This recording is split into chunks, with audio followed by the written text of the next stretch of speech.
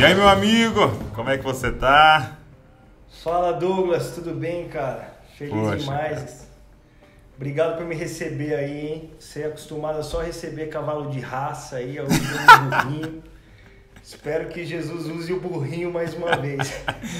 Poxa, cara, obrigado por você estar aqui, obrigado por você tirar esse tempo com a gente. E confesso, estou bem animado, estou bem feliz de poder ter esse tempo. Eu brinco toda vez no nosso podcast que o podcast, na verdade, foi uma desculpa para eu poder ter conversas com os meus amigos. Aí a gente filma e mostra para os outras conversas, né? Ah, legal demais, cara. Eu tô acompanhando, as conversas têm sido incríveis mesmo. Sim. Eu confesso pra você que eu tô um pouco nervoso aqui, pô. Tô no podcast do Jesus Cop aqui, Deus, conversando com o meu Douglas Deus. Gonçalves. O coração tá batendo mais forte. Cara, que legal. Tô muito feliz, valeu. Até na live que a gente fez, né, a gente falou um pouquinho que eu lembro, há anos atrás, um rapaz estava me ajudando fazendo umas camisetas pra mim, né? Ele que me falou, ele mandou um vídeo pra mim e falou, cara, dá uma olhada nesse meu amigo aqui, cara. Ele tá fazendo os evangelismos, tá? Aí eu peguei o vídeo e assisti, eu falei, mano, posso pôr na página do Facebook? Ele falou, pode. Aí coloquei lá na página, foi a primeira vez que eu tive contato com o conteúdo que você estava fazendo. Sim, eu lembro o Davi, cara. Eu falei, manda pro Douglas, Davi. cara. Fala com ele lá, vê se ele curte. Tava começando o canal mesmo. Eu tenho que agradecer que foi um encorajamento e tanto, assim. E ali muita gente começou a acompanhar. Você chegou a postar um outro vídeo ainda. A gente já conversou um pouco naquela época. Vai fazer 5 anos isso já, cara. 5 anos, cara. 5 anos. Desde lá você tá muito mais jovem, muito mais bonito, Muito ó. mais, Essa né? barba aí, ó, de Esse profeta. cabelo de Cristo aí Homem também, tá? escatológico. Muito bom. E hoje, mano, você tá na Itália nesse momento aqui. Cara, tô na Itália, tô numa cidade chamada Castellammare di Stabia, fica na região sul da Itália, meio na canela da bota, assim, Sim. tá ligado? Ali um pouco, 2 horas de Roma, mas mais pro sul. Estamos aqui na região de Nápoles, perto do Vesúvio aqui, do vulcãozão que tem. Que legal. Depois eu quero que você fale um pouco do trabalho que vocês estão desenvolvendo aí, como é que tá sendo. Mas eu sempre, quando a pessoa tá a primeira vez aqui no podcast, eu pergunto da jornada dela. E eu quero que você inicie pra gente como é que foi o seu encontro com Jesus. Eu sei que você é um filho de pastor, de missionário e tal, você está nesse contexto há muito tempo, mas eu quero saber como é que foi esse início, assim, como é que foi seu encontro com Jesus? Cara, Douglas, para ser sincero com você, a minha infância com Cristo foi muito impactante na minha vida. Ah, é? E depois, chegando mais pra frente, você vai entender, mas foi super impactante. Eu era o tipo de criança que ia pra vigília, velho. Eu ia pra vigília, eu ficava orando em vigília. Eu lembro uma vez chegaram pra minha tia, que me levaram na vigília, e falaram, Sandra, tá acontecendo alguma coisa com ele, com a sua família? Tem alguma coisa de errado? Por que essa criança ora tanto? A galera começou a pensar que tinha alguma coisa de errado em casa. Tipo, tá orando demais. Mas não é, porque assim, venho de uma família cristã. Meu pai, minha mãe pastoreavam quando eu nasci já.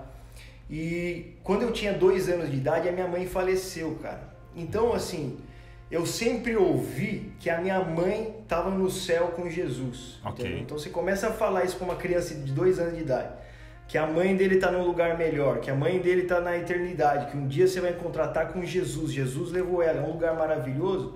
Cara, Jesus era muito real para mim desde sempre, tá ligado? A minha infância foi muito impactante, assim. De eu sair sozinho e falar, não, eu preciso conversar com Jesus. Eu me lembro de várias vezes ir sozinho andando.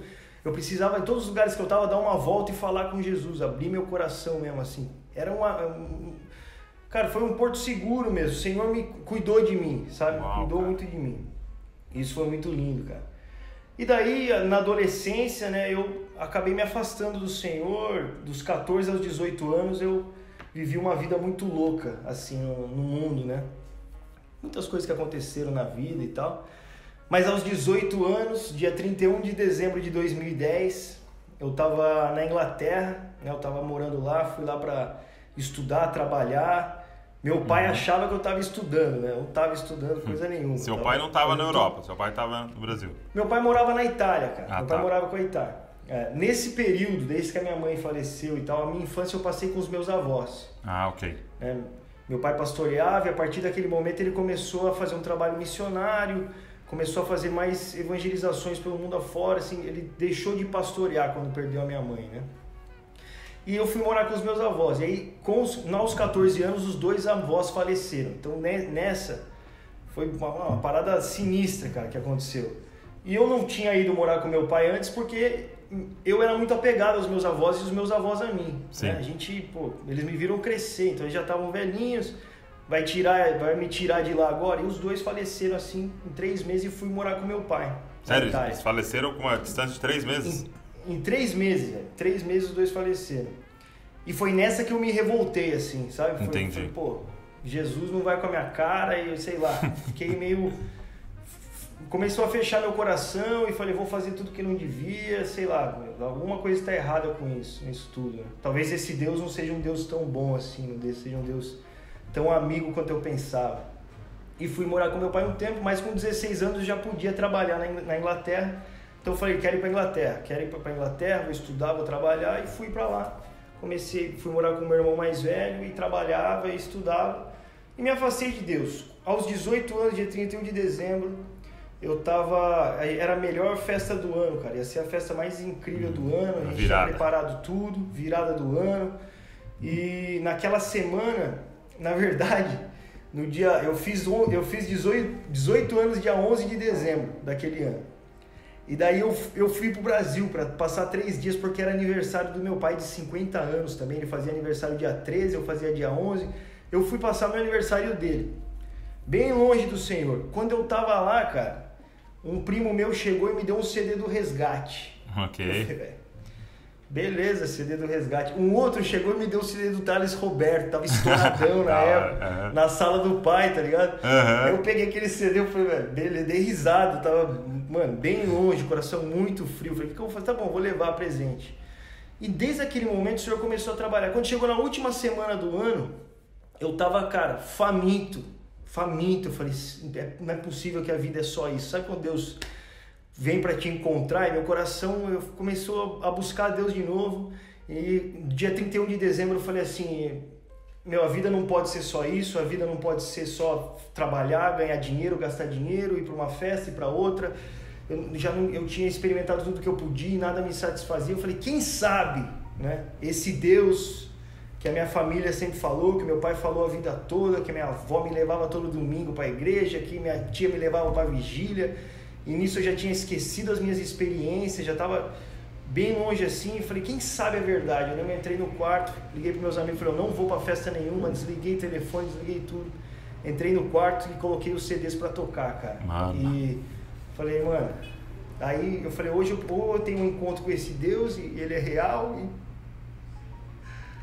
e a vida segue outro caminho, ou a vida é isso mesmo e não tem nada do que se esperar. E graças a Deus aquela noite eu tive um encontro com o Senhor, cara. Sério? Eu tive um encontro com Deus e um encontro assim, e o mais incrível, Douglas, foi que eu tinha eu olhava pra mim e eu falava assim, eu nunca estive tão longe de algo que parece que possa ser bom, entendeu? Nunca estive tão longe assim.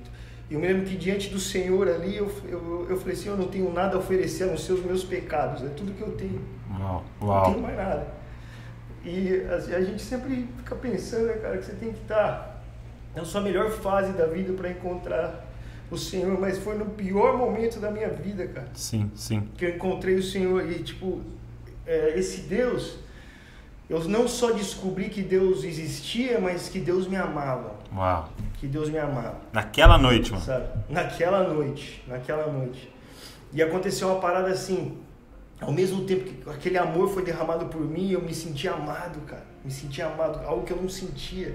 Eu lembro que eu tinha prometido pra mim mesmo, eu nunca mais vou amar ninguém, eu nunca mais, sabe? Eu tinha Sim. Você foi perdendo pessoas? Sim, exatamente. Foi, esse sentimento é um sentimento que machuca, cara. O amor machuca, não é bom. Eu não vou mais. Eu era muito cruel comigo mesmo, pelo estilo de vida que eu vivi com as outras pessoas. Não existia. Eu aniquilei esse sentimento na minha vida. E ali naquela noite eu fui amado por Deus, cara. Eu falei, meu Deus, era isso que eu busquei em todos os lugares. E instantaneamente, Douglas, aquele amor de Deus por mim virou uma parada em mim que eu comecei a amar Deus de volta, cara. E aquela noite eu comecei a me declarar para ele, falando, eu te amo, eu te amo. Sabe, eu entendi aquele versículo, nós o amamos porque ele nos amou primeiro. Sim, sim. Sabe, e aquele amor virou um amor para ele. Eu falei, eu quero entregar minha vida pro Senhor, é isso que eu quero fazer da vida. É isso que eu quero fazer. E ali minha vida começou a mudar, cara. E foi um percurso de idas e vindas, de desiste, volta, até que em maio de 2019, eu ainda estava na Inglaterra, eu tinha passado 3 meses ali e meu pai me convidou para ir para o Brasil para trabalhar com ele 3 meses. Uhum. E ele me ligou e falou, vem aqui, e eu tava meio assim, crendo... E ele trabalhando com missões. Isso, e ele fazia uma conferência evangelística com vários pregadores de fora do país, chamava Semeadores de Fogo. Uau. E aí ele me convidou para interpretar, sabe? Vem interpretar aqui 3 meses, eu pago sua passagem, vem comigo, fica aqui. E eu tava naquela assim, sabe aquela ideia de tipo, eu encontrei Jesus, mas o caminho não é esse que o meu pai segue? Eu ainda pensava assim, Não, eu encontrei Jesus no meu quarto, mas a igreja não é um... Entendi. Tá ligado? Eu tava... E nesses 3 meses eu vim trabalhar com meu pai e interpretar um senhor de 90 anos de idade, que há 60 anos pregava o evangelho. Aí eu vim pra ficar 3 meses, fiquei 5 anos, cara. Meu Deus. Foi aí que começou, o senhor... Aí, velho... Aí começamos E nessas conferências, como é que foi, mano? Cara, era muito louco, velho. Era porque o Thomas, ele era muito evangelístico. Meu pai se movia mais em sinais, assim. Eu ia com meu pai, muito milagre. Mas o Thomas, ele era um evangelista que pregava pra parede, cara. O cara, tudo ele achava uma chave pra falar de Jesus. Então, todo culto, eu entregava a vida pra Jesus de novo, entendeu? Tinha alguma coisa... Eu tava interpretando ali, mas tipo, ainda tem uma parte de mim que não foi. E, cara, e todo o culto era um quebrantamento. Eu fiquei 6 meses interpretando o homem, coração quebrantando, assim. Foi uma fase de entrega e de entender o propósito de missão, de evangelismo. Um evangelismo muito simples, cara. E aí, depois andando com meu pai, aí comecei a interpretar. Aí vinha pastor africano, mano. Aí, reteté, tá ligado? Os caras, poder de Deus, né? Aí vinha... Então eu comecei a interpretar de todas as vertentes e tal. Foi um seminário, assim, do que fazer e o que não fazer também. Dos dois, né? Também, né? Que às vezes os caras pregando cada maluquice. Mas foi demais. Até que depois de um tempo meu pai me pegou pra ir andar com ele. Ele começou a me colocar pra pregar e orar pelos enfermos, expulsar demônio. Ele começou a me colocar no fogo, assim mesmo, assim, pra ver que Deus podia me usar, né? Depois de uns 3 anos interpretando só. Isso que eu ia te perguntar. E quando é que foi esse despertar para você para essa questão do seu propósito, da sua vocação no corpo? Então, cara, eu sempre sonhei... Foi nesse processo. Em pregar o evangelho. Eu sempre sonhei em pregar o evangelho. Ah, é? Né? Eu me lembro na infância, eu brincava de hominho, tá ligado? Os hominhos, bonecos. Eu me lembro de brincar assim, pregar o evangelho, o outro entregar a vida a Jesus e o outro bater no que tava pregando o evangelho, mano. Perseguição rolava. Eu nem sabia que isso existia, mas eu lembro, eu chorava, velho. Eu chorava entregando a vida pra Jesus, eu chorava pregando, eu batia no cara que pregava e batia. Então assim... Era outro tipo de Avengers ali, assim, né? Era essa brincadeira. Também rolava guerra, tudo bem, mas tinha essa parte de pregar o evangelho. Porque eu queria ser como meu pai, tá ligado? Meu pai sempre foi um exemplo assim, eu quero ser evangelista como meu pai. Me escondia no carro pra ele me levar sem saber pras viagens, ficava no porta-malas, ficava tentando. E eu sempre quis, mas aí, quando se perdeu totalmente isso de mim, e ali voltou e tal. E meu pai foi a chave crucial nisso, assim, de me trazer de volta, de ter paciência comigo, de me amar nos meus erros, cara, e acreditar em mim, entendeu? Foi de acreditar, falando, não, o Senhor tá com você. Eu me lembro uma conversa que ele teve comigo, ele falou, eu quero que você venha comigo agora, porque você vai ver que Deus é com você. E eu falei, impossível, você não sabe o que passa na minha cabeça, você não sabe. Do adolescente, sabe, você tá louco, Deus não tá comigo, você não sabe as tentações que eu passo, os problemas, os pensamentos, Deus não tá comigo. E ele assim, você vai ver, cara, que Deus tá com você, cara. Você tem servido ao Senhor Você vai ver. E ele me levou e me começou a me jogar para pregar. Onde ele ia, eu pregava 15 minutos, 10 minutos, falava, ora pelos enfermos agora.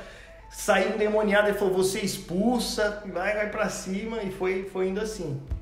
Poxa, que legal, cara. Muito bom.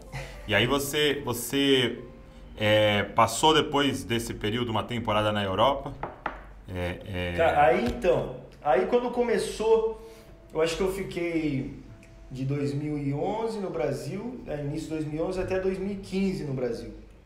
Em 2015 eu vim para a Itália de novo. Em 2015 eu vim para ajudar na implantação de igrejas aqui na Itália. Foi um ano muito bom. A gente viajava muito no Brasil, era muito cansativo, era estrada o tempo todo, e aqui tipo, trazer aquela realidade de igreja, corpo, família, dia a dia, sabe? Foi muito bom em 2015. Foi onde começou o canal, foi onde você compartilhou o vídeo aí e tal. E eu fiquei um tempo, um ano aqui. Aí quando Deus começou a abrir as portas para o Brasil, eu fiquei indo e vindo. Ficava aqui 3, 4 meses, ia para o Brasil um mês, voltava. Foi um período assim, né? Aí já Deus abrindo as portas, principalmente por evangelismo, fazendo treinamentos de evangelismo nas igrejas, fazendo ações evangelísticas, indo para todo lado, aí pregar o evangelho em praça, em feira, no que for, velho. Que legal. Falando de Jesus. Muito bom. E assim, você que teve essas duas experiências muito claras, né? De principalmente Europa e Brasil, qual que é a diferença quando você vai para a rua nos dois lugares, assim? Quando você vai para o evangelismo 1 a 1 mesmo, assim, cara a cara, qual que é a diferença? Cara, a diferença é total. É muito diferente. Total, velho. Total. Por exemplo, aqui no Brasil, ainda o cara que não crê, né? Tipo, o cara que não crê tem a avó que crê. A mãe que crê.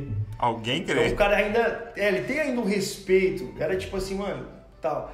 Na Inglaterra, onde eu passei boa parte do tempo, é a 4ª geração de apóstatas, vamos dizer. 4ª geração de pessoas que não... O avô, então assim, tinha experiência do cara falar assim, mano, meu pai falou pra eu nunca ler uma Bíblia na vida. Tipo, minha mãe falou pra eu nunca ler. Então assim, é um desrespeito. Mano, os caras não respeitam mesmo. Tipo, falta uma parada assim. Eu lembro a primeira vez que eu falei pra um francês, eu tava até lembrando esses dias, depois dos ataques lá na França que rolou. Eu lembro que foi o primeiro choque que eu tive, cara. Foi que eu falei pra um francês, um amigo meu. E eu falei de Jesus e ele começou a rir da minha cara e falou, devia ter apanhado mais. E foi a primeira vez que eu ouvi isso na vida. Ele disse que você deveria ter apanhado mais. Não, Jesus. Ah, tá, entendi. Eu falei de Cristo pra ele, ele começou a rir. E falou, deveria ter apanhado mais que Jesus Cristo, que apanhou pouco. E, mano, aquilo foi um choque pra mim. Eu falei, nossa, tem gente que pensa assim. E você começa a ter esse tipo de experiência e contatos e tal. Mas ao mesmo tempo, Douglas, por você crer, o contraste é gigantesco. Entendeu? Então chega a ser um choque o cara ver um jovem, né, com a Bíblia na mão lendo em público. Tipo, eu leio no trem, sento num bar, eu ia muito em pub na Inglaterra, assim, abria a Bíblia no pub e comia lá um café, um breakfast em inglês e lendo a Bíblia, e as pessoas tipo, parar para conversar porque você está lendo a Bíblia, porque é um contraste gigantesco. Tipo, uma coisa que eu faço muito é ir em livraria na Inglaterra. Tô falando sobre a Inglaterra, a Itália é um outro contexto, eu vou te explicar daqui a pouco. Tá. Mas tipo, ir numa livraria e falar, eu queria comprar uma Bíblia, tem uma Bíblia? E o jovem que está ali atendendo se assustar e falar, você quer uma Bíblia mesmo? É Bíblia que você quer? Eu falei, eu quero a Bíblia, e naquilo você poder pregar, porque é um contraste assim, absurdo ter alguém que crê, entendeu? Na Europa. Que loucura. Falando de Inglaterra, Alemanha, né, França, aí a Itália já é uma outra, o sul da Itália, o norte é bem parecido com isso, o sul da Itália já é uma região mais tradicional, assim, mais católicos, então você fala da fé, ainda tem muita gente que respeita, porque a mãe frequenta a missa, a avó frequenta a missa. Entendi. Então é diferente. Do catolicismo. Exatamente. Então eles já são mais abertos a uma conversa religiosa. Em outras regiões, né, religiosa no sentido de, vamos falar de Jesus e tal. Em outras regiões já é uma galera tipo, se é cristão, sai daqui. Acontece muito, tipo, eu não quero falar sobre isso. Maria é não sei o que contou uma mentira e deu certo, sabe? Já é uma galera mais... Então você precisa de, tipo, mais tempo de conversa, circular bem antes de ir falar de Jesus, rola tipo, uma preparação no ambiente com a pessoa até que você chegue na fé, porque você chegar na fé diretamente, você já fecha a conversa, acontece muito disso. Entendi. Agora, no Brasil, o que eu percebo, assim, eu não sei da sua experiência, é que, cara, os campos são totalmente brancos, né? Cara, é tipo... Eu tive algumas experiências, agora recente, lógico, porque por causa da pandemia, mas recente agora, cara, de quantas pessoas pedindo para ir para a igreja. Era tipo assim, me convida, me evangeliza, por favor. Sim. Porque... mano, no Brasil você grita Jesus na rua, velho, a galera já vem. Tá muito assim. Graças a Deus. Graças por isso. A Deus. E eu acho que é tempo dos trabalhadores aproveitar tudo isso, né, cara? Eu vejo o Brasil como um ótimo campo de treinamento, cara. Entendi. Tipo, Brasil, você pode, sabe, você fluir isso de você se preparar, você falar com as pessoas, é um lugar que as pessoas são abertas a conversar, você exercer os dons, você poder orar por alguém. O Brasil é muito bom para isso, sabe? Eu creio que não é em vão que o Senhor está enviando tantos brasileiros para fora, porque realmente a gente tem uma possibilidade de conversa, de treinamento, de exercer. O Brasil é muito bom. E quando você chega aqui fora, você sente uma resistência um pouco maior. Mas também, cara, o inferno não resistiu a Cristo, nada resistiu a Jesus. Então, o importante é ir. Entendi. E cara, assim, hoje, como é que você lida, acho que até falando com a galera que está nos ouvindo, nos assistindo, como é que você lida ou aprendeu a lidar, né, com a questão da rejeição, né? Então, você vai abordar alguém e a pessoa fala, não quero ouvir isso, sai daqui, está me incomodando. Como é que você lida com essa questão? Talvez seja um grande empecilho para a galera pregar na rua, assim. Cara, Douglas, eu gosto de pregar o evangelho, cara. Sabe, eu gosto e na minha cabeça eu fico pensando, aonde é mais difícil, mano? É mesmo. Sabe, eu gosto desse desafio, entendeu? Eu gosto de, tipo, ligar pros meus amigos e falar, velho, aconteceu isso hoje, cara. Pô, eu gosto da adrenalina de pregar o evangelho. É um negócio que eu gosto de fazer. Então, a resistência, às vezes, pra mim, hoje você sente, é ruim, mas quando existe uma resistência agressiva, você fala, pô, em nome de Jesus, hoje eu fui cuspido no meio da rua, tá ligado? Já aconteceu? O cara ficou bravo. Já aconteceu. Não na minha cara, mas no chão e rolar um dedo do meio assim e falar, sabe, você no meio de uma conversa acontecer aquilo. Já aconteceu do cara bater, tipo, tá com um guarda-chuva e bater na minha perna assim, enquanto eu tô falando de Jesus e falar, sai daqui. Já aconteceu do cara levantar a muleta assim no meio da rua. Já aconteceu essas coisas. Mas o que me apaixona é falar de Jesus. Então assim, eu acordava e falei, eu vou falar de Jesus, eu sou louco para falar de Jesus, cara. Então assim, galera às vezes fica falando, às vezes não tem muito fruto, você ir num trem e falar de Jesus, pô, mas só de ir ali falar de Jesus, cara, e olhar na cara de alguém e falar de Jesus para essa pessoa, e olhar no olho e pregar a mensagem, sabe, e você sair da sua zona de conforto e chegar em casa e falar, cara, hoje...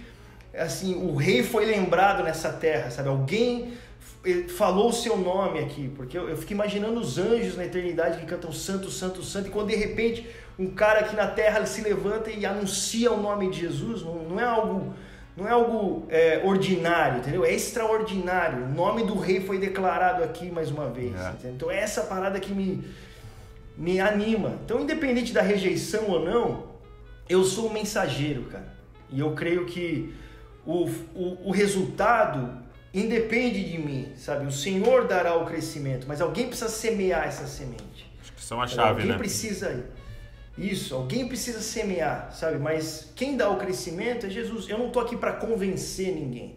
O Espírito convence. Mas eu estou aqui para declarar que esse Espírito convence, entendeu? Eu estou aqui para falar sobre esse Espírito que convence. Estou aqui para falar sobre esse homem que morreu na cruz por mim e ressuscitou ao terceiro dia, está sentado à direita do trono do Pai e voltará. Eu estou aqui para falar sobre ele. Preciso anunciar essas pessoas. E eu encontro muita alegria nisso, cara. Sabe? Eu tenho meditado muito Nas parábolas de Jesus, o filho pródigo, da ovelha perdida, né? Em Lucas 15, se eu não me engano, a dracma, que existe alegria quando aquilo acontece, existe uma grande alegria. Tudo termina com festa, né? Isso, Jesus chama os amigos, todo mundo chega, e existe essa alegria. E uma outra passagem, Jesus disse para os discípulos, aqueles que colhem e semeiam se alegrarão. Também existe alegria no que semeia também. Não é só a colheita, mas o semear. Okay, eu acho que é isso que falta muitas vezes para as pessoas. Se alegrar em semear, entendeu? Se alegrar em simplesmente falar de Jesus. Ser livre para anunciar Jesus Cristo para as pessoas. Sabe? Falta essa alegria, cara, de ser um mensageiro das boas novas eternas de Jesus. Sabe? Não só colher, né? Não só colher. Mas semear, e se alguém ou depois colher, comemorar como se fosse eu, entendeu? Nós estamos no mesmo time, cara. Quem marcou foi Jesus Cristo, entendeu? Se estão semeando lá, é gol meu também, entendeu? Então, é essa alegria da missão, cara. Então, eu creio nisso, Douglas. Eu creio que quando você fala de Jesus, ou você está semeando, ou você está regando, ou você está colhendo. Alguma coisa está acontecendo.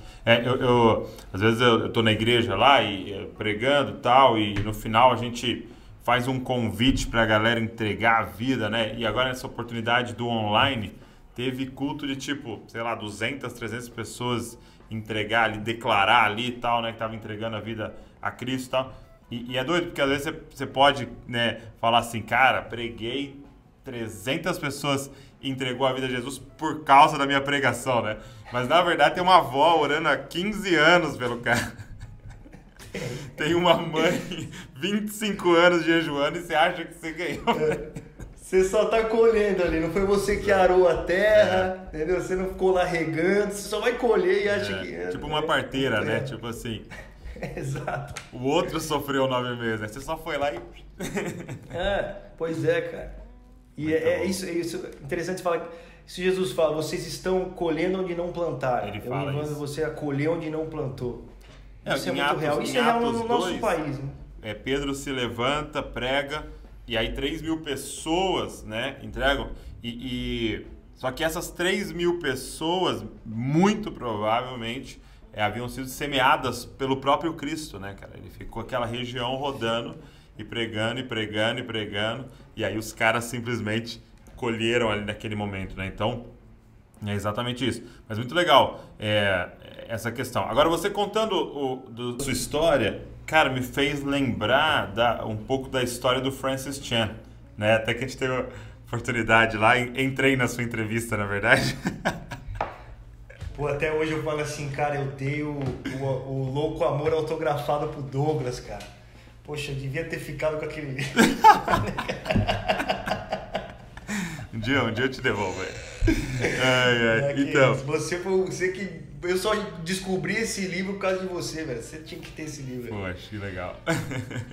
E, cara, ele foi um cara que me influenciou muito. Talvez um dos que mais me influenciou. E assim, você contando, eu lembrei dele porque ele conta com frequência em pregação e no livro de ele ter perdido pessoas muito próximas dele. Se eu não me engano, acho que a mãe dele morreu no parto, se eu não me engano. E aí o pai casou de novo, a esposa morreu, depois o pai morreu e tal. E ele fala, cara, dessa relação com a morte, né? Por ter visto ela muito perto, né?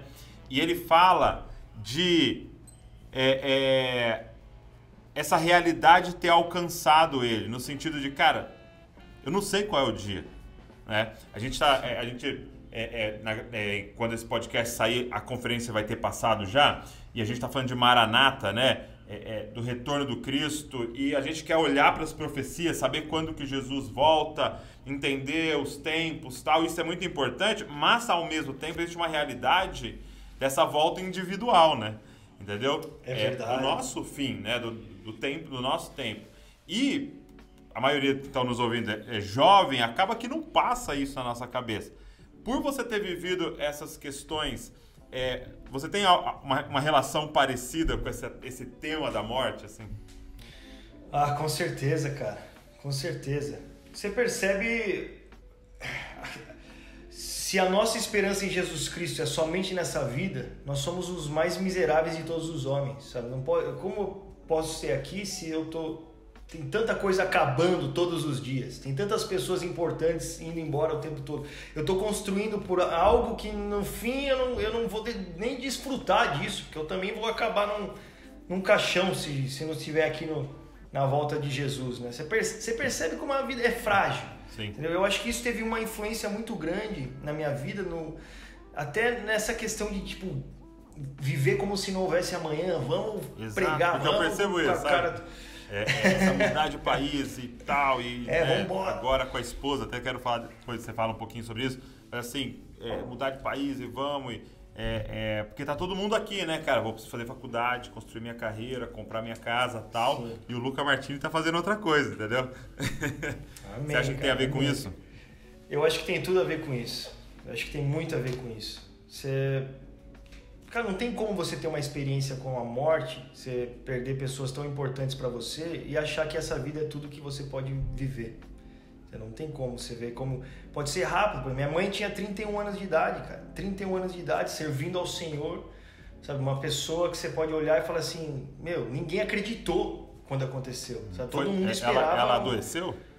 Ela teve leucemia, cara. Uau. E assim, ela foi internada... 18 dias depois foi enterrada, entendeu? Então, assim, a igreja, todo mundo esperava, não, a Solange, Deus vai curar ela, Jesus vai curar ela, vai voltar. E de repente, 31 anos de idade, 3 filhos, uma missão pela frente, e você fala assim, bom, graças a Deus que tudo não termina por aqui, né? Nós não vivemos para essa vida, né? Nós vivemos para aquela que está por vir. É só o início. É a frase de Bonhoeffer. Isso pra mim é muito louco, porque assim, você pode ter um olhar da maior tragédia de todas, né?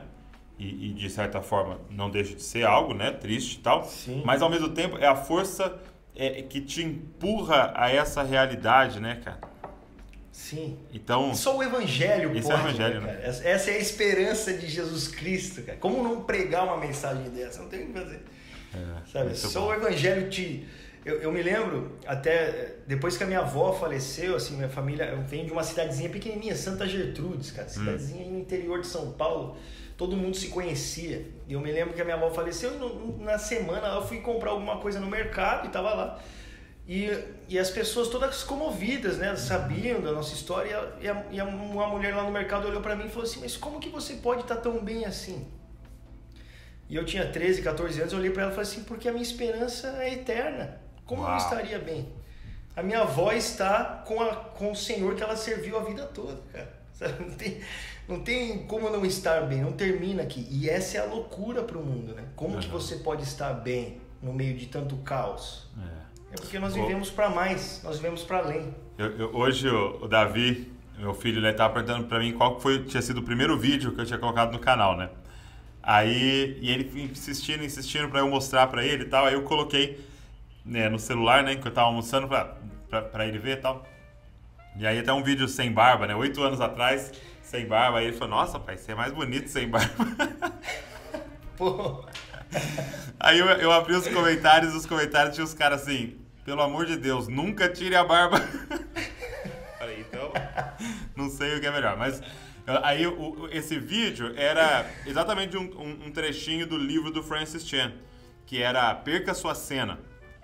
E a reflexão, cara, era essa, tipo assim, pensa na história da humanidade, né? E se a história da humanidade, desde o início, quando Deus cria todas as coisas, até quando começa, quando ele retorna tal, pensa nessa história como se fosse um filme de 2 horas.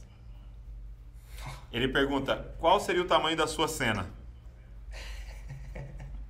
1 milésimo de segundo?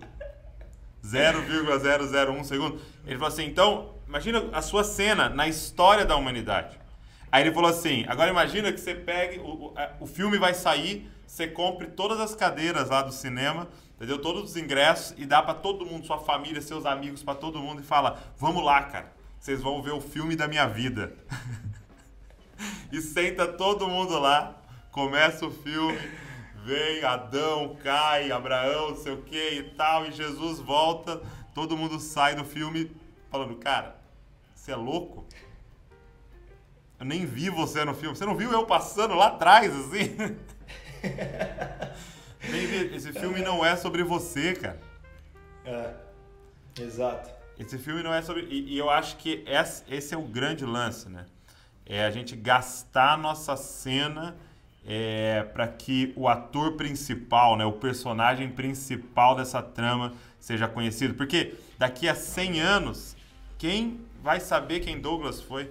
Quem vai saber quem Luca foi? Quem vai saber quem a Val foi? Ninguém vai saber nada. Quem vai saber que carro você dirigiu? Que camiseta você estava vestida? Que celular que você usou? Ninguém, tá todo mundo morto que um dia soube quem era você. Agora, daqui a 100 anos, pode ter um grupo de pessoas apaixonado por Jesus pela forma que você gastou sua cena, né, cara? E eu acho que é esse despertar, que essa mensagem maranata que o evangelho tem que causar em nós, né? Amém. Viver pelo que realmente importa, cara. Viver por ele, viver por ele. Você falando dessa questão de todo mundo vai morrer, eu me lembrei de um... Você já ouviu falar daquele Scientology? Você já ouviu falar dessa parada? Como é que é o nome? Scientology. É uma religião nos Estados Unidos da ciência, é uma parada assim. Mesmo? E eu tava em Los Angeles, cara. E eu passando na frente de um dos templos dele, lá não é templo, eles têm os caras têm uma estrutura maluca. Eu acho que o Tom Cruise é do Scientology. Assim, que o Tom Cruise. Então. Aí eu entrei, mano. Eu falei, tava eu um amigo meu, o Thiago, falei, velho, vamos pregar aqui dentro, mano. Vamos pregar o evangelho. Como que nós vamos pregar? Os caras falaram, você não quer fazer um teste de... Era um teste de vocação? Eu falei, bora, vamos fazer um teste de vocação aqui dentro, de boa, vamos entrar. Na hora que eu entrei e comecei a falar com a mulher que estava na frente, ela começou a contar um pouco da vida dela e ela falou que ela era cristã antes. Ela era numa igreja e tal e encontrou no Scientology o sentido da vida dela. Eu já fiquei revoltado. Eu falei, não é possível, mano. Aí eu entrei lá dentro e tal e comecei a trocar ideia e pregar. E quanto mais eu ia falando, os caras iam me colocando pra fora. Tipo, vai embora daqui. Mas eu, ainda legal, fazendo o teste dos caras e pregando e tal. Aí na hora que a gente saiu assim, eu parei na frente daquela mulher de novo, né? Uma menina, sei lá, devia ter 20 e poucos anos. E eu olhei pra ela assim, cara, com aquela compaixão no coração, eu falei assim, quem que é esse cara que tem o nome dele aqui por todos os lugares? Que é um cara que inventou essa parada. Ele tá em todos os livros, ele tá em tudo e tal. Ela falou um pouco dele, eu falei, e ele tá vivo? E ela olhou pra minha cara e falou assim, não, ele morreu. Eu falei, pois é, minha irmã, Jesus Cristo ressuscitou dos mortos. Nós não estamos seguindo um homem que morreu, que parou na história, que foi enterrado. Nós estamos seguindo alguém que morreu, mas que vive e vive para sempre. A menina ficou chocada, ficou olhando pra minha cara assim. Falei, cara, essa é a mensagem do evangelho, cara. Não é sobre mim, não é o que eu fiz, o que eu posso fazer, mas é sobre o que ele fez e que fará e continuará fazendo por toda a eternidade, porque ele vive para sempre. Entendeu? Exato. Muito, muito bom. Isso é muito bom. Agora, quando você está pregando, geralmente você...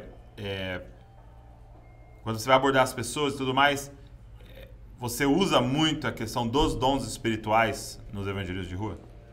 Cara, é uma das abordagens suas?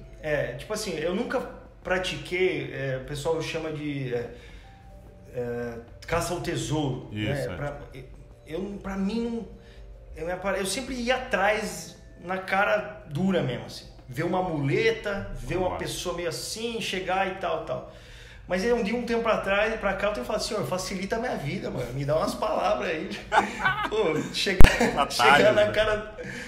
chegar na cara do cara e falar, meu, o que aconteceu ontem com você e tal. Pô, facilita. Mas, assim, o meu negócio sempre foi assim, ia orar para as pessoas serem curadas. Então eu sempre busquei muleta, gente mancando, gente com a perna mais curta que a outra, que algum problema que você enxergasse ali fosse nítido, entendeu? Eu sempre busquei isso, ou pegar um megafone no meio da rua e falar, você que tá com problema aí, vem aqui que eu vou orar por você, ir numa praça e anunciar assim.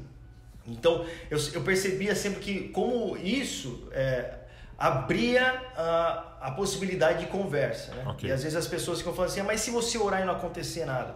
Velho, só de eu ter parado a pessoa e orado por ela, eu já tenho que explicar o porquê que eu fiz isso. Não, mas eu tenho que explicar também. Entendi. O cara olhar pra minha cara e falar, mano, você não foi curado, mas eu orei por você porque eu acredito nisso, não tinha como eu olhar, ver você aqui e acreditando nisso, não fazer alguma coisa. entendeu? Tinha que vir aqui falar com você. Só que aconteceu uma parada interessante nessa semana passada que a gente foi evangelizar, que eu tava falando com Deus, falando, Deus, me dá uma palavra, me dá alguma coisa. E eu creio que Deus, ele vai, sei lá, jogando gotas em você assim, que vai te deixando com mais fome, mais sede, mais disponível, mais sensível, não sei. Aí a gente foi no centro de Nápoles, aqui tem um lugar que fica uma molecada assim à noite, sábado à noite, e eu tô passando, eu vejo um cara fumando um cigarro e na hora que eu passei, meu coração disparou, velho. Meu coração disparou. Eu olhei para aquele cara e meu coração disparou. Eu falei, meu Deus do céu, Jesus, pô, uma muleta eu já tô sabendo, mas tipo, eu vou chegar, eu vou falar o que com o cara ali, o cara... Aí eu andei mais um pouco e o coração disparado, velho. Aí eu falei, velho, vou lá. Voltei, olhei pra cara dele e falei assim, mano, o negócio é o seguinte, você pode achar que eu sou um louco, mas eu prefiro que você ache que eu sou louco do que eu for ir embora daqui com esse coração disparado. Quando eu passei, meu coração disparou olhando pra você e eu creio que Deus tem algo pra falar algo com você aqui hoje. E comecei a pregar o evangelho pro cara. Aí o cara falou assim, meu, muito obrigado, eu tava aqui realmente pensando um monte de problema na minha vida. Deus não tem mais alguma coisa pra falar pra mim, cara? Você não tem mais alguma coisa de Deus? Cara, tipo assim, velho, eu acho que o que Deus tem com você hoje é que você precisa encontrar Ele, cara. E a partir disso agora, Deus vai abrir o seu coração e a sua vida pro que tá por vir. Eu não tenho mais nada, eu tenho o coração disparado. Então, assim, eu acredito, cara, que você tem que estar aberto ao Espírito, entendeu? Às vezes é um coração disparado, mas às vezes é sei lá, alguma coisa, mas você querer experimentar isso, de não deixar passar, perder uma oportunidade. Muito bom. E geralmente, você fica atento, tipo, o tempo todo, por exemplo, cara, vou ali comprar pão, vou ali almoçar, vou ali na loja comprar um negócio que eu preciso. Eu até queria não ficar. Né? É mesmo? Eu até queria. Às vezes você fala assim, mano, oh Deus, hoje nossa Deus, eu só quero comprar um café, né? Tomar um café. Eu não quero ouvir nada, não quero ver ninguém, eu quero um lá de cabeça baixa. Você até pensa assim, mano, porque não tem como, Douglas. Uma vez que você vê, você sabe que Deus pode fazer, cara. Você sabe que Deus pode mudar uma vida, você sabe que Deus pode transformar alguém, que Deus pode alcançar alguém. Não tem como você sair na rua do mesmo jeito. Você pode abafar isso. Você pode abafar e falar, não quero, entendeu? E eu não acho que é um pecado também, mano. Tantas vezes você fala assim, Senhor, não tô na vibe, eu tô, sabe? Mas é assim, não tem como ser da mesma forma. Não tem como olhar para uma pessoa num caixa no supermercado e não pensar que posso falar de Jesus para você agora e de alguma forma semear alguma coisa em você. Então, tá sempre ligado. O alerta tá sempre ligado. O ministério tem integral, né? Cara, não tem descanso. Uma vez até falando com o Fábio Coelho, ele foi esses dias, né? A gente tava num shopping, ele falou, mano, você não tira folga? Eu falei assim pra ele, mano, eu até queria, velho. E assim, tem uns dias, tipo, não vou orar. Esse amigo Deus, não vou fazer nada, entendeu? Não vou. Tô vendo a muleta, eu não vou. Tô de folga. Tô de folga. Muito bom. Agora, mano, o que mudou com o casamento? Porque assim, tudo que você está descrevendo, né, parece muito de alguém solteiro e tal, e que vai e volta, né, dos horários, né? E agora você casou. Como é que foi tudo isso? Como é que tá sendo esse início de casamento? Uma coisa que mudou muito é que antes, se eu quisesse tirar folga, eu não tinha que falar pra ninguém, entendeu? Hoje a minha esposa, ela olha pra mim e fala, e aí, você não vai orar? Mesmo? Me deixa de folga, meu. Tem mais uma voz. Cara, mas assim, a minha experiência com o casamento tem sido maravilhosa, Douglas. E assim, eu já pensava que era crucial você tomar uma decisão certa nisso. Eu já tinha essa convicção.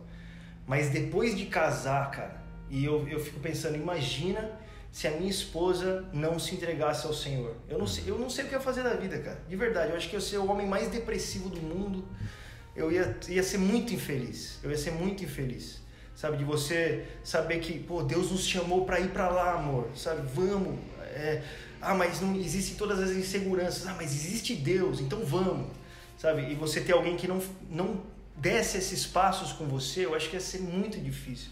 E graças a Deus a minha esposa, ela também, ela é uma jovem que quer servir ao Senhor. Nós não temos filhos ainda, então a gente sempre pensa isso, sabe? A gente não tem filho ainda, amor. A gente pode se arriscar desse jeito, a gente pode experimentar a vida assim, sabe? A gente pode dar mais um passo. Claro que, cara, tem horas que ela se sente muito, é a primeira experiência dela, ela não fala italiano, ela fala inglês, mas ela tá num país que não fala italiano, então ela saiu da família dela, eu saí da minha família com 14 anos, ela saiu agora, então com certeza é muito mais difícil, eu procuro ser sensível a isso, a perceber quando ela... Pô, aqui eu acho que é um passo muito... Vamos com calma então, por exemplo, o que eu fiz? Quando nós casamos, eu sabia que o Senhor tinha nos chamado para a Europa. Eu sabia, eu sempre soube disso. Mas como ela morava num bairro em São Paulo, e eu fui lá e aluguei um apartamento no mesmo bairro que ela morava antes. Entendeu? Nós ficamos ali. Passou um tempo, fomos para Bertioga. Já saímos um pouquinho mais do bairro ali. Vamos passar a quarentena ali em Bertioga. Passou mais um tempinho, vamos para a Itália. Entendeu? Então, para que ela realmente... E eu acho que isso foi muito bom. Foi muito bom. Eu acho que casando e indo embora, nosso primeiro ano de casamento ia ser muito difícil. Sim. Já não é fácil, porque são duas pessoas que estão... Entendeu? No primeiro ano dizem que é muito difícil, é o ano mais difícil no sentido de, cara, você está se conhecendo, 2 mundos agora juntos.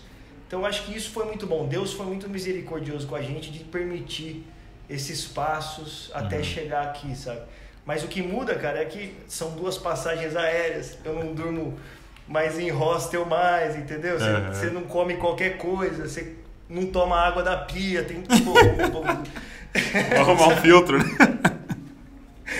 Você pensa um pouco mais, tem um cuidado a mais, entendeu? É uma mulher, sabe? Não é um homem, é mais sensível, tem as suas necessidades e eu acho que me amadureceu muito mais de perceber o mundo um pouco melhor, assim, sabe? Você ter mais misericórdia também das pessoas, mais paciência e perceber o quanto eu precisava melhorar também, que, meu Deus do céu, essa mulher é uma santa de me aguentar tanto assim. Nos desenvolve muito, né? Muito. Isso para os dois, né? Para a mulher, para o homem, é um seminário, né? Você fica ali nos livros, mas a verdade é que é a relação, né, que que vai nos moldando, né? Que Jesus usa, é como o ferro mesmo afiando o ferro, e a gente cada vez mais parecido com Jesus, claro, com o Espírito agindo em nós, né? Isso é maravilhoso. E com os filhos mais ainda, né?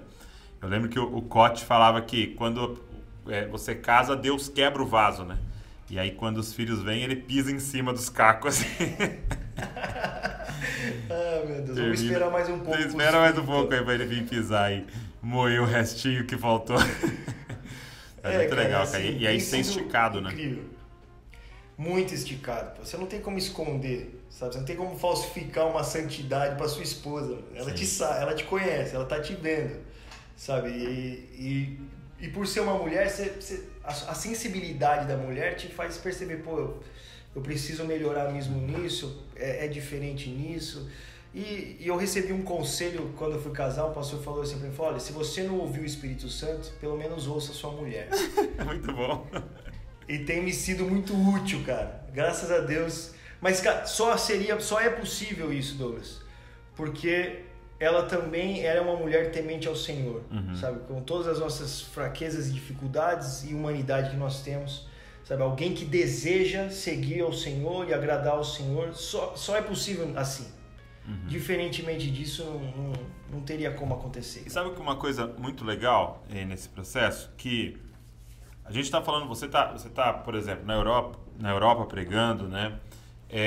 E talvez alguém tá aqui no Brasil trabalhando das 8 às 5, né? E servindo ali na igreja, no voluntariado, sei lá. Ele tá ali e às vezes ele ouvindo o podcast, ele assistindo, ele falando, cara, como eu tô fazendo pouco, né, cara? Porque eu podia estar, sei lá, por lá no Oriente Médio, não sei o quê. Só que, ao mesmo tempo que, claro, tem pessoas chamadas para isso, cara, que grande missão, né? É cuidar da sua casa, né, cara? É tipo, você casar, você ter uma aliança, você ter uma família estruturada, abençoada, um casamento abençoado por Deus e feliz e de aliança, e ter filhos discipulados. Cara, que grande obra é essa? Você pode nunca pisar em uma outra nação para compartilhar o evangelho e chegar diante de Deus e ter uma coroa te aguardando por causa dessa grande obra. Porque você pastoreou sua família e cuidou da sua exato, família. cara. Porque assim, tem muita gente querendo morrer lá fora pelo evangelho, mas não consegue morrer numa discussão com a esposa em casa. De falar, nossa, estou errado. Entendeu? Cara, é isso, tome a sua cruz. Jesus não morreu somente uma morte de cruz, ele viveu uma vida de cruz, né? Em cada escolha, né?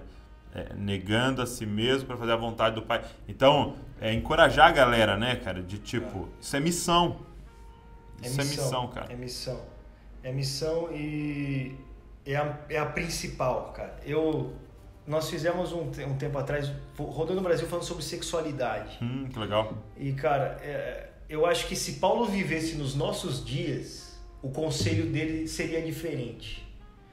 Sabe, não existe, eu acredito que hoje, nesse mundo maluco que nós vivemos, não exista um testemunho mais verdadeiro e glorioso do Evangelho de Cristo do que uma família saudável, cara. Uau, forte. Sabe? Não existe, num mundo onde as pessoas estão perdendo suas identidades completamente.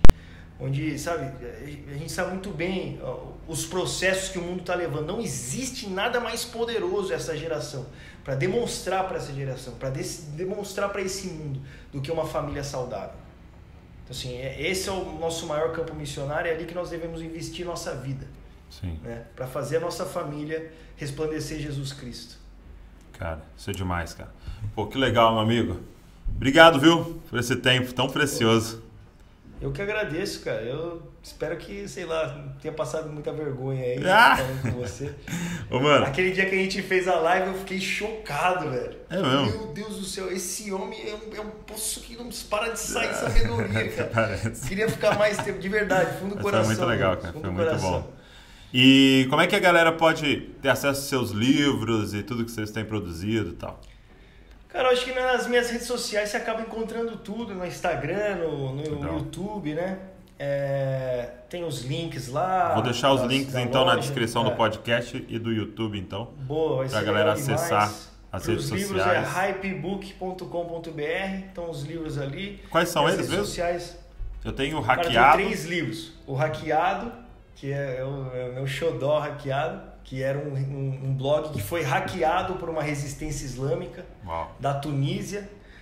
É o Enquanto a Fila Não Anda, que fala muito sobre sexualidade, esse período da vida antes do casamento, enquanto a fila não anda mesmo. Então, abordo vários assuntos. E o mais novo, que é o Antes de Quebrar a Cara. Também é muito parecido com o Hackeado, dividido por vários textos, tópicos diferentes, conselhos para o jovem aí, adulto, casado, velho, que não queira quebrar a cara, como a gente quebra tanto. Muito bom. Então, aproveita, vai lá, dá uma olhada nos livros, consome tudo e que essa paixão do Luca por Cristo, pelas pessoas, possa incendiar. Todo mundo está nos ouvindo, nos assistindo aí. Obrigado, meu amigo. Deus abençoe sua jornada aí. Você, cara. Deus dê muita clareza, muita sabedoria que tudo está fazendo aí.